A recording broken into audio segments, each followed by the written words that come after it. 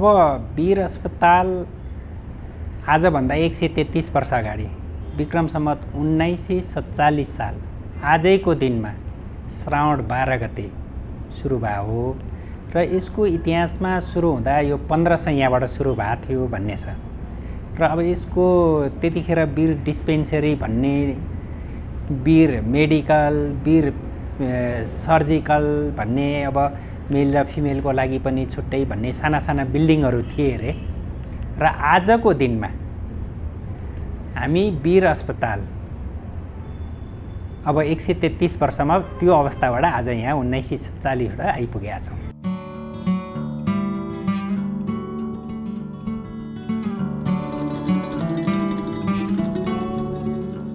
नेपालमै पहिलोचोटि बनेको हैन यो आधुनिक चिकित्सा प्रणाली यहीँबाट सुरु भएको अस्पताल हो।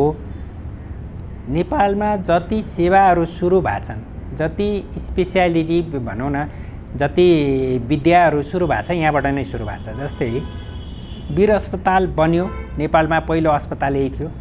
वीर अस्पतालमा सेवा सुरु भयो, पछि वीर अस्पतालमा मुटुको शल्यक्रिया भयो, त्यो नेपालमा सुरु यहाँ भयो हैन। अब वीर अस्पतालमा सघन उपचार कक्षा आइसियु स्थापना भयो, त्यो यहीँबाट भयो। अब पहिले यो अस्पतालमा नै मानसिक रोग विभाग थियो, त्यो पछि मानसिक अस्पताल बनेपछि पाटनमा सरेर गयो। यहाँ स्त्री रोग विभाग थियो, प्रसुति गृह बनेपछि त्यहाँ थापाथली सरेर गयो। सर्वा रोगको उपचार यहीँ हुन्थ्यो, त्यो सुकराज ट्रपिकल अस्पताल बनेपछि त्यहाँ सरेर गयो। बच्चाको उपचार यहीँ हुन्थ्यो, कान्ति अस्पताल बनेपछि सरेर गयो। अब त्यो बाहेकका अरू सेवाहरू आज पनि यो अस्पतालमा छन्। जुन सेवा यहाँबाट सरेर गए ती सेवा यहाँ छैन अहिले पनि। जस्तै बच्चाको सेवा छैन, स्त्री रोग सेवा छैन हैन। अरू सेवाहरू आजको दिनमा मेडिकल स्पेसियालिटी मेडिकल सेक्टरमा चाहिने सबै सेवाहरू चाहिँ यो अस्पतालमा आजको दिनमा छ।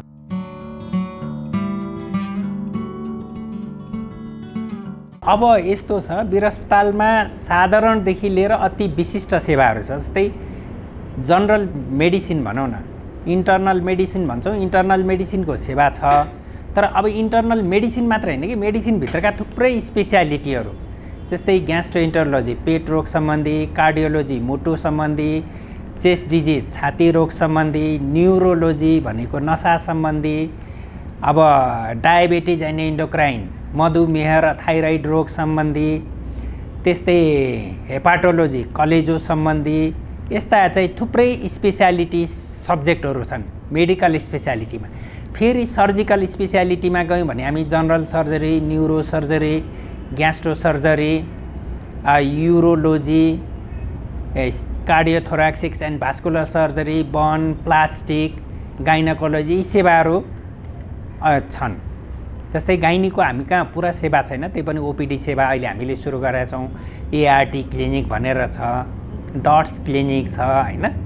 अरू चाहिँ स्पेसियालिटीहरू हामीसँग अर्थोपेडिक्स छ, अहिले हामीसँग अब फिजियोथेरापी सेवाहरू छ। यी सेवाहरू चाहिँ हामीसँग अहिले छन्। भनेको मेडिकल र सर्जिकल स्पेसियालिटिजमा हुने धेरै जसो विशिष्टीकृत सेवाहरू चाहिँ आज वीर अस्पतालले प्रदान गरिरहेको अवस्था छ। अब यस्तो छ, हाम्रो चाहिँ केही दरबन्दी नेपाल सरकारको छ। जस्तै नेपाल सरकारको 600+ दरबन्दी छ पहिलेको वीर अस्पतालको हिसाबमा। अहिले सर्जिकल बिल्डिङ बनेपछि सर्जिकल बिल्डिङको लागि 831 दरबन्दी भएको छ। यता वीर अस्पतालको पहिलेको विकास समिति पछिल्लो समय आएर चाहिँ अब चिकित्सा विज्ञान राष्ट्रिय प्रतिष्ठानको 545 दरबन्दी छ। त्यसैले आजको दिनमा वीर अस्पतालमा भनौँ न तलब खाने स्टाफ मात्र भने 1605 जना छन्। अब त्यसमा चिकित्सकहरू 300 जना, त्यसपछि अरू चाहिँ अब पारामेडिक स्टाफहरू, नर्सिङ स्टाफहरू, एडमिनिस्ट्रेटिभ स्टाफ, क्लिनर, सेक्युरिटी यिनीहरू चाहिँ आउँछन्। 1605 जना चाहिँ आजको दिनमा पेड कर्मचारी हाम्रो अस्पतालमा कार्यरत छन्। अस्पताल सञ्चालनका लागि आर्थिक स्रोतको व्यवस्थापन चाहिँ अब मेजोरिटी चाहिँ यो नेपाल सरकारको केन्द्रीय अस्पताल हो। हाम्रो लक्ष्य नै विपन्न अति विपन्नदेखि विशिष्ट व्यक्तित्वसम्मलाई सेवा दिने हो र त्यो सेवा हामीले दिइरहेका छौँ। त्यसैले हाम्रा धेरै अस्पतालमा हुने रेटहरू नोमिनल एकदम कम मूल्यमा छन्। थुप्रै सेवाहरू हामी आम नागरिकलाई निःशुल्क दिएका छौँ र हाम्रो मेन गभर्नमेन्टले दिने फन्ड नेपाल सरकारले वीर अस्पताललाई दिने बजेट नै मेन कुरा हो र अब केही चाहिँ आन्तरिक तर्फको जुन हामीले टेस्टहरू गरेर आउने आम्दानी हो त्यो चाहिँ हामीसँग मेन स्रोत हो।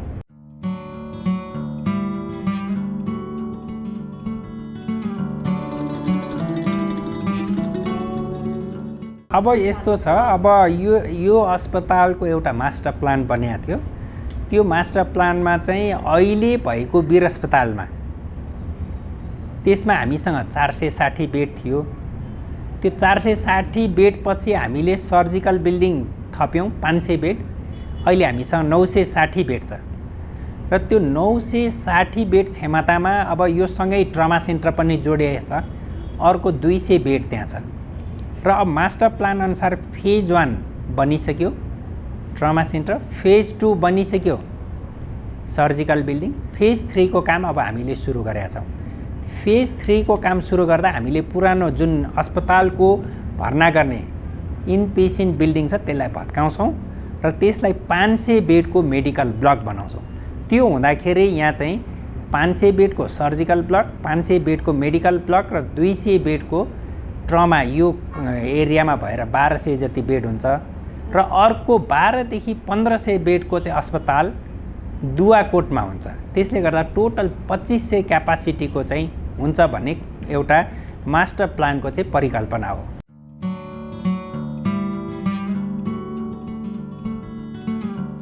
अब दुवाकोटको सन्दर्भमा चाहिँ कस्तो छ भने हामीले नेपाल सरकारबाट 570 रोपनी जग्गा प्राप्त गर्यौँ। त्यो जग्गाको नाप नक्सा छुट्याउने काम भयो। त्यसपछि हामीले नेपाल सरकारलाई एउटा टेन्टेटिभ त्यहाँको मास्टर प्लान बुझायौँ। त्यो मास्टर प्लानमा चाहिँ त्यहाँ 3 किसिमको छ। एउटा चाहिँ सर्भिस एरिया भनेर 1000 देखि 1500 बेडको स्पेसियालिटी अस्पताल बन्ने, एउटा एकाडेमिक एरिया त्यसमा एमडी एमएस देखि लिएर एमबीबीएस, फार्मेसी, नर्सिङ, पारामेडिक पढाउने क्याम्पस कलेजहरूको एरिया र त्यससँग रिलेटेड सर्भिस इक्जाम सेक्सन, अब अडिटोरियम यस्ता कुराहरू छ र एउटामा चाहिँ एउटा सेक्सनमा चाहिँ रेसिडेन्सियल एरिया, त्यहाँ भएका कर्मचारी, त्यहाँ भएका चिकित्सक, त्यहाँ भएका नर्सिङ तिनीहरूलाई चाहिँ आवास दिने हिसाबले 3टा सेक्टरलाई छुट्याएर त्यसको एउटा मास्टर प्लान बनेको छ। त्यो मास्टर प्लानसँग नेपाल सरकारले विभिन्न दात्री निकायसँग कुरा गरेको छ र त्यसमा केही पूर्वाधार बन्नुपर्ने, त्यसको लिङ्क रोड बन्नुपर्ने, त्यहाँ खानेपानीको व्यवस्था हुनुपर्ने, त्यहाँ बिजुलीको व्यवस्था हुनुपर्ने भन्ने केही दात्री निकायहरूको कुरा आयो।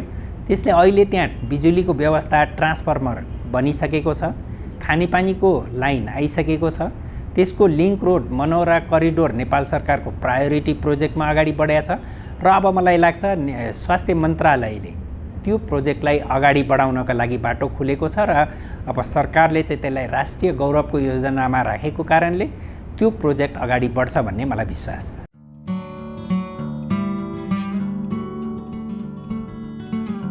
अब हामीले त्यसलाई सञ्चालन गर्दै गर्दाखेरि त्यसमा टोटल 500 बेड छ। 500 बेडमा त्यसमा general bed, cabin, ICU, post operative यसरी छुट्या छ। आजको दिनमा चाहिँ हामीले त्यहाँ 100 बेड जनरल सर्जिकल बेड सञ्चालन गरिरहेका छौँ, 30 बेडको आइसियू र 46 बेडको चाहिँ पोस्ट अपरेटिभ वार्ड सञ्चालनमा ल्याएको छौँ। अब यो चाहिँ नन कोभिडका बिरामीहरूको लागि, कोभिडका बिरामीहरूको लागि चाहिँ हामीले 200 वटा बेड छुट्याएको छौँ। त्यहाँ 50 वटा आइसियू, 50 वटा एचडियू र 100 वटा चाहिँ जनरल बेडहरू छ। त्यसैले त्यहाँ अहिले हामीले कोभिडको बिरामीलाई पनि उपचार गरिरहेका छौँ। कोभिड वार्डमा हाम्रो अहिले 27 जना बिरामी छन्। अब नन कोभिड वार्डमा चाहिँ सर्जिकल स्पेसियालिटीका बिरामी, पोस्ट अपरेटिभ वार्डमा आइसियूमा बिरामीहरू छन् र हामीले त्यहाँ हाम्रो 15 वटा ओटी छ। 15 वटा अपरेसन थिएटरमा चाहिँ हामीले अहिले 5 वटा मात्र सञ्चालन गर्न सकेको अवस्था छ।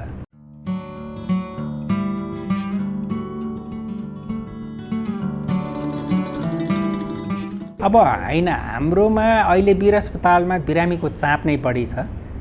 त्यो चाप बढी भएर नै हाम्रो क्षमताभन्दा बढी बिरामी भएको कारणले हामीलाई सेवा दिन गाह्रो छ। त्यसैले अहिले इमर्जेन्सी वार्डको क्षमता चाहिँ 42 बेडको छ। त्यही भएर हामी यो वर्ष नै त्यो 42 बेडलाई 100 बेडमा स्तरोन्नति गर्न कोसिस गर्दैछौँ। हामी 100 बेडमा इमर्जेन्सी सेवालाई स्तरोन्नति गर्न सक्यौँ भने आज जसरी इमर्जेन्सीमा आउँदाखेरि एकदम भिड लाग्नुपर्ने, एउटै बेडमा 2 जना बस्नुपर्ने समस्या चाहिँ एकातिर समाधान हुन्छ।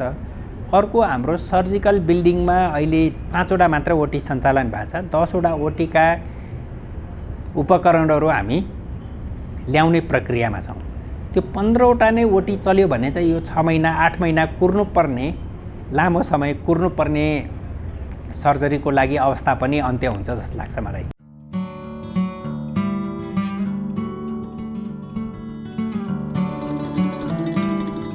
अब अहिले त्यहाँ हामीले त्यो सर्जिकल बिल्डिङलाई पूर्ण रूपले सञ्चालन गर्न सकेका छैनौँ।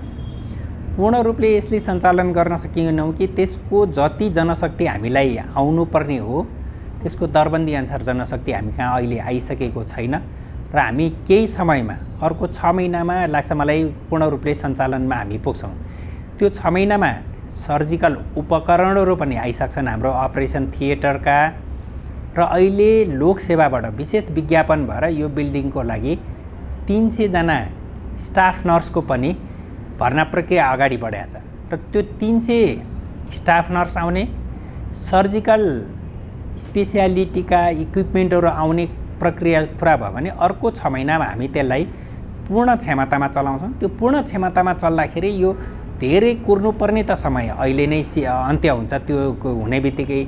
किनभने आजको दिनमा नै हामीले त्यो बिल्डिङमा 8 वटा अल्ट्रासाउन्ड मेसिन राखेर 8 वटा कोठामा चलाछौँ।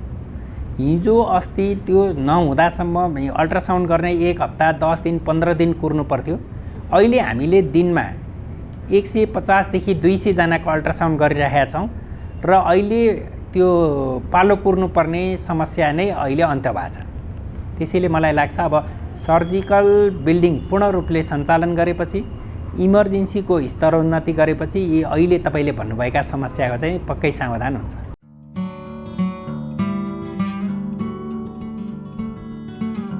अब हाम्रो पहिलो समस्या वीर अस्पतालमा स्पेसको हो।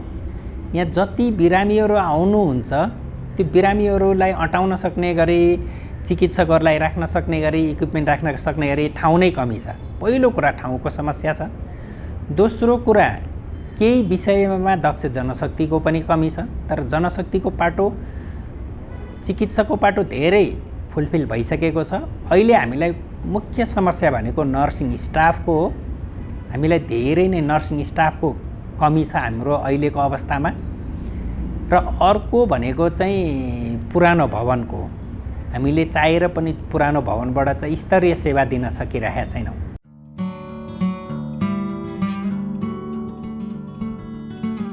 अब हामीले 2-3टा मात्र कुरालाई अगाडि बढाउन खोजेका छौँ। पहिलो कुरा, इमर्जेन्सीको स्तरोन्नति। अहिले भएको 42 बेडलाई 100 बेडको स्तरीय इमर्जेन्सी बढाउने, ट्रायल सिस्टम डेभलप गर्ने, बिरामीको जटिलताको हिसाबमा तत्काल सेवा दिन सक्ने इमर्जेन्सीको अवधारणा हामीले अगाडि बढाएका छौँ।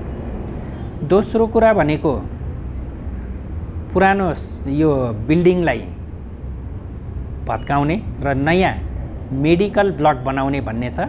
हामीले 500 बेडको मेडिकल ब्लक बनाउने एउटा अवधारणा र प्रपोज्ड एउटा भनौँ न इन्जिनियरिङ डिजाइन पनि गरिसकेका छौँ। त्यसलाई अगाडि बढाउने, सर्जिकल भवनलाई पूर्ण रूपले सञ्चालन गर्ने, यो 3टा कुरा यहाँ गर्न सक्ने बित्तिकै हामीले बिरामीलाई धेरै नै स्तरीय सेवा छोटो समयमा दिन सक्छौँ।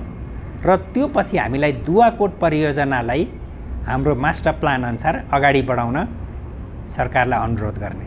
यति कुरा गऱ्यौँ भने मलाई लाग्छ आम सर्वसाधारण नेपालीले महँगो उपचार तिर्नुपर्ने दिन पनि अन्त्य हुन्छ र नेपालमा यो उपचार सम्भव छैन भन्ने दिन पनि अन्त्य हुन्छ भन्ने मलाई लाग्छ।